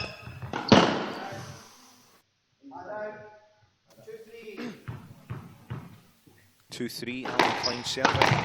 Scott staying in touch, but certainly on the back foot. Would you agree, Kevin? Yeah, I think just Joel tends to be dealing with the pressure very well. I think we need to direct a lot more of the shots towards Creed now, just to mix things up. Would you like to see a bit of variety in terms of height and pace being introduced? Because it's rat-a-tat-tat, isn't it?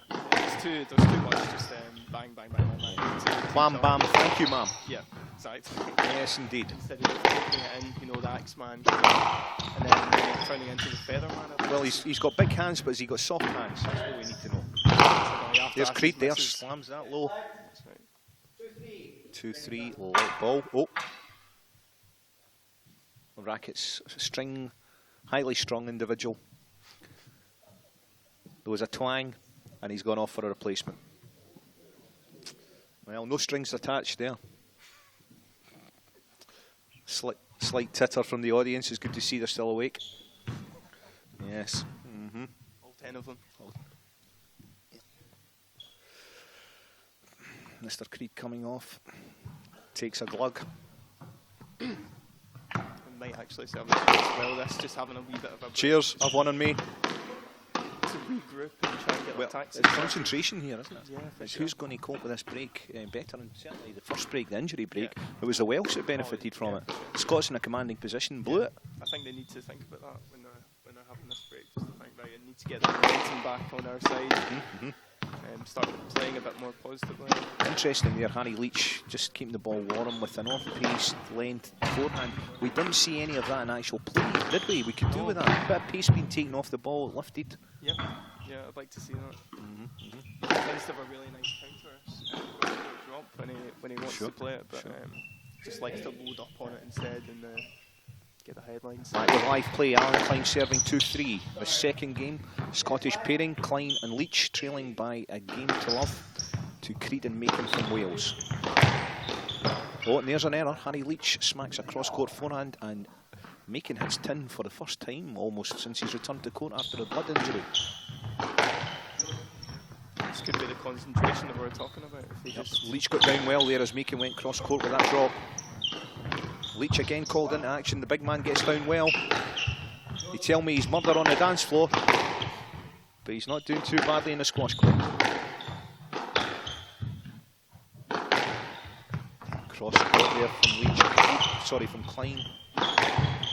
And there it is, the Scotland #1 with that backhand drop, and then the counter drop, and another counter drop, and then a little angle. Klein forced deep, turns well, retrieves it, good length. And to be fair, Kevin, Macon is giving the Scotland #1 nothing on that backhand side. And he gets the winner as well. And he gets the winner. Fantastic counter drops by Macon. He's making outstanding. We'll go to the replay. Feast your eyes on this. I think the phrase for this one is pick it out, baby. Oh, and there's another superb shot. 5-3 to Wales. Creed. He's one of a kind, is Creed. And Harry Leach slams into the tin and slams his blue boot into the wall. Sore, Kevin. Could be another injury break here. That's not what you want. Not happy. Are Are they waving at us or just no? No, maybe not. Maybe not. Anyway, back with play. Good length from both Alan Klein and Young Macon on the backhand side. No obvious weakness being found by Scots #1 here on his young Welsh opponent. And then Creed in with the angle. Harry Leach smacks that backhand. Saw a chance. Didn't quite happen. We're back down that backhand wall before Alan Klein goes cross court. Harry Leach, forehand cross. Macon soaking it up nicely. Good length. Not overhitting. Giving Alan Klein nothing at all. Klein with a drop. Didn't work. And then a superb drop from Macon. Klein under pressure. And now Joe Creed. Superb pirouette. Impossible to keep up with play as it rages. Quite a rally developing here, Kevin. Fantastic. Oh, Welsh player claiming Harry Leach's haymaker was down. The doctor is having nothing to do with that. Ball was good. Welsh disgusted. Welsh disgust. Not happy. Boyos, no way. Young Creed shakes his bearded visage. Furious. Livid. In fact, he's beside himself. Harry Leach serves. Could that affect the Welsh, Kevin? You know, no, apparently not. Macon smacks in a backhand drop kill. Gee. Interesting. 7-4 for the Welsh. They've devised here taking on Kleiny into the front. The front backhand. That never Indeed. really happens, and they've done a really good job of it. And they're 7-4 up and 4 points from a famous victory here at Scotstoun in the Sterling Trucks British Doubles 2014. Yeah, this would be a very big win for the pair if they get this. Great length again. There's Creed. He loves to whack that forehand kill in. Didn't work there though. Harry Leach going cross now. Would you like to see Leach concentrating his work straight? Now, that perhaps shot selection, Kevin? He opened the court up there when he went cross. I'd like to see him lift a little bit more to go, because if Kleiny's standing in front of him, then it would force him to go back. Sure. And they just seem to be getting into this rhythm of just kind of bang, bang, bang instead of... Well, it's 8-4 to the Welsh, and they're 3 points from home. Well, obviously Cardiff's a bit further than that, but metaphorically speaking. There's Creed, smacks it low down the middle. Klein manages to recover that one. And again, making great length down the backhand. Very comfortable against the Scotland #1. There's a little angle. Klein with opportunity, the famous backhand drop, and he's not had a lot of change out of that. And Creed covers that cross.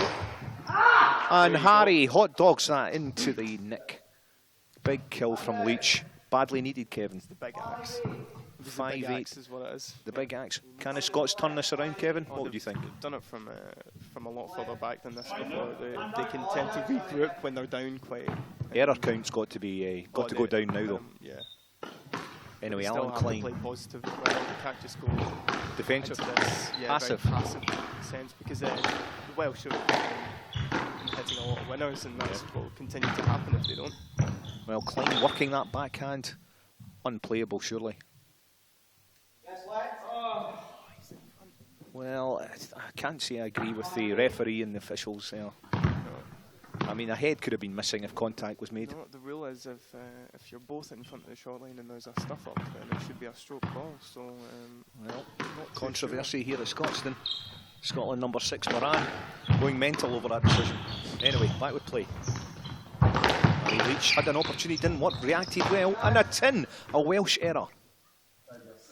They've been few and far between this afternoon, Kevin. Yeah, the Scots tend to be back on track here. They've kind of regrouped, started to force the errors out of the Welsh. Harry Leach with a chance, tried the backhand cross court, didn't have Macon in there again, superb.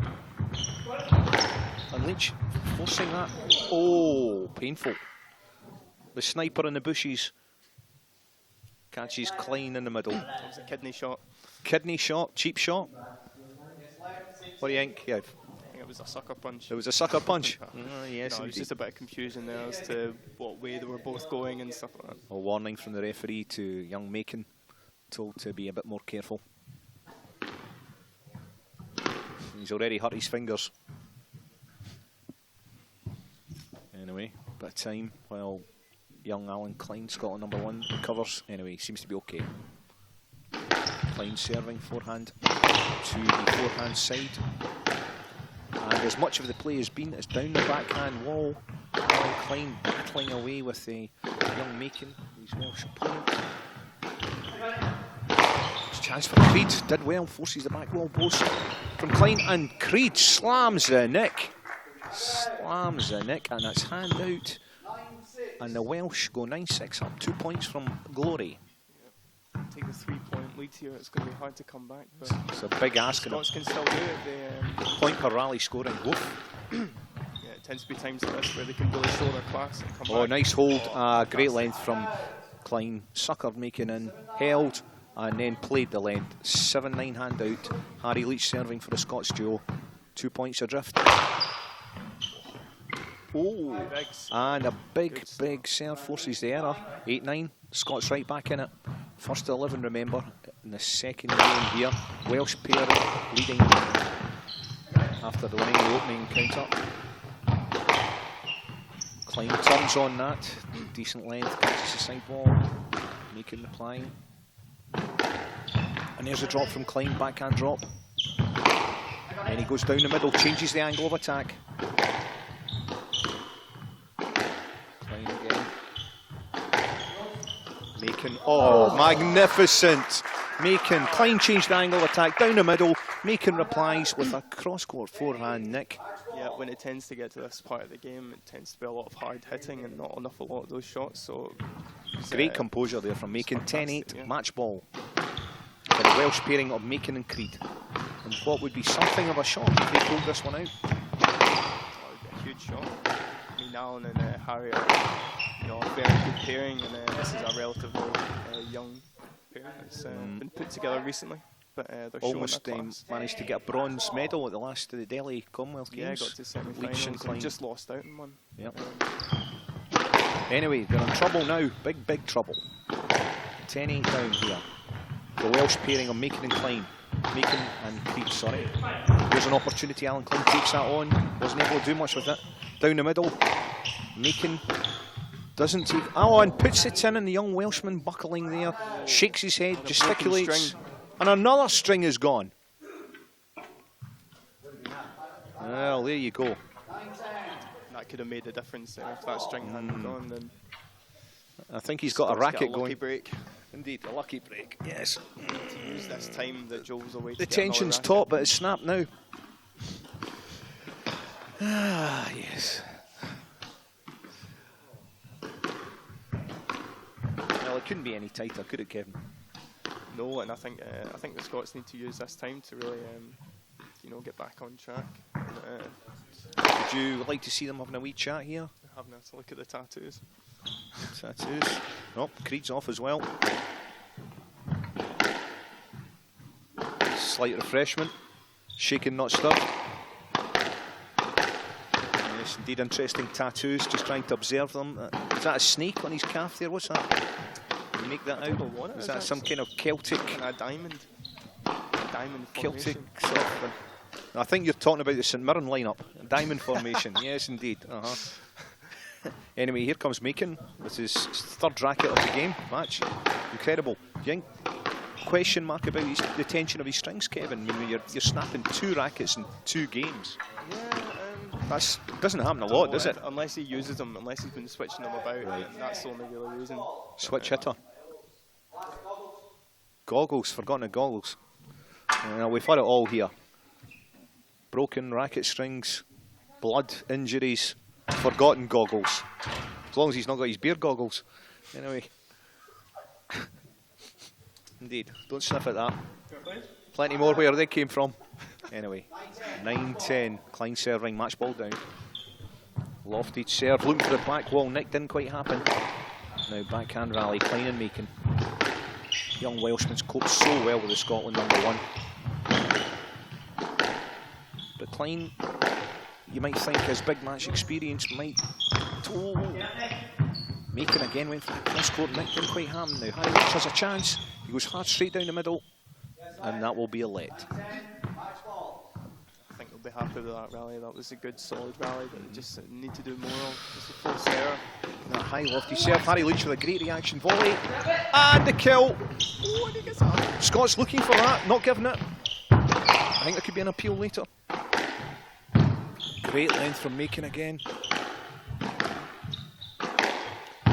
Rally, tight rally down that backhand wall. Alan Klein goes down the middle. Now that hasn't worked in the past. Macon's punished him for it. Turns over there. Harry Leach cross court again to Macon. The Scots persisting in giving the work to Macon. A tactic that hasn't proven successful, and he very nearly pulled off a nick there. Macon again. Steady play. Cross court to Leach, who smacks it back to him. Almost isolating Creed. Alan Klein goes in the middle again, and there it is again. Well, that's debate there whether that was up. Macon went for the cross court nick. Harry Leach pulled it up. The Welsh are livid. Welsh are livid. Oh, contentious. Not good. Oh, and Harry Leach smashes his racket. Pick up called not good. Not good. And it's match to Wales. 2 games to love. 11-10, 11-9. Couldn't be closer, and won on a contentious pickup. Harry Leach went for a pickup. Let's have a look at this replay. Come on now. What do we see here, Kevin? What do you think? Did he make it? Well, here we go. Coming up now. Ewan, cameraman, you're sacked. Don't protest. Conduct warning to the cameraman there. No. No. That's not the point. Very, very contentious ending to that, Kevin. What do you think then? Was the pick-up good? To win a match? Unless you're Welsh. You're quite happy to win that match. There was two. I thought there was 2 pickups there that were quite questionable. But I think they were both very borderline. So I think they should have been a let. It was for both pairings there. So at a crucial point like that, I mean, I think it should. You go for a let. But with the 3 referee system, you know, you're subject to it. So that's just how it goes. It is, and it's gone. So the final match of the afternoon session ends in a shock result with the Scots #1 pairing of Alan Klein and Harry Leach going down 11-10, 11-9 to Peter Creed and Joel Macon. A real shock, Kevin. Just put that in context. Yeah, I mean, the #1 Scottish pair, and they've been semi-finalists in Delhi. They've won the Scottish Open last year, and they got a bronze medal in Australia as well. So I mean, to have a result like that, it's going to be a bit of it's going to, you know, knock them a bit in confidence. So I think they just need to regroup now and just get back into the next match this afternoon. And that'll be tough. What are they going to do now? I mean, do you go over, you go away, what? Have a warm down, have a shower, and then, you know, sit around the table? And they'll look at the match back over again. They'll analyse it. They'll see where they went wrong and what they should have done, etc. And they tend to be very good at that, especially when sitting down with the likes of Roger Flynn, who's going to be there to help them along with it. Sure. So that's really what they need to do, and I think they need to just go out there and just, you know, put that in the back of their heads. They need to learn from that as opposed to just, you know, brushing it to the side. Sure. And a big role here for Roger Flynn to play to, you know, obviously get this in context and get them ship shape and ready for the next game, because there's still a final place at stake. Yeah, there's still a final place, and the main aim here is that they have good, you know, tournaments and matches like this, so that they can, you know, go to the games in Glasgow and compete there for a medal. So when they lose the likes of these matches, it's never easy, but what they have to do is just learn from it and just make sure that you know, the mistakes that they made in that game don't happen again. Ultimately, though, the winning shot came when I think was it Alan Klein turned it into the middle and opened up a cross-court nick for Macon. Now he made 3 or 4 of those questionable shot selection in the Scottish #1. I would have, to be honest. I mean, it's easy to sit out of here course and say, it's easy well, for us. Yes, this should be happening. But I think that what they need to do there in that last game was really concentrate more of their shots towards Creed. I mean, Joel was doing a really good job there of just, you know, picking that front corner apart and playing in very nice kind of feather drops to the front. And we're going to go to the replay to have a look at this. let's have a look and see if we get any conclusive footage. There's the cross-court nick, in fact. And bam. And he was playing that the whole way through that second game. It was quite extraordinary how his level lifted after the blood injury he sustained. I think he, just after he got the nerves out of the way, Yep. and they had a bit of a break to regroup and stuff like that, I think that done them the world of good. So it was an impressive performance by the Welsh pair, Yep, and very the much Scots will so. definitely be disappointed. They will indeed. But they need matches like this so they can learn from. So it's, there's So- positives in everything. Absolutely, positives and everything, but the result, which was 11-10, 11-9, Peter Creed and Joel Macon shocking the Scots #1 duo of Alan Klein and Harry Leach here in the final match of the afternoon session at Scotstoun in the Sterling Trucks British Doubles 2014. So this is Whispering Bert Mitchell ending the commentary for this afternoon session. I'll be back in the booth at 5:30 for the opening game of the evening session, which features Scotland #1 Alan Klein again in action in mixed doubles with Franja Gillen-Boucher. Adios.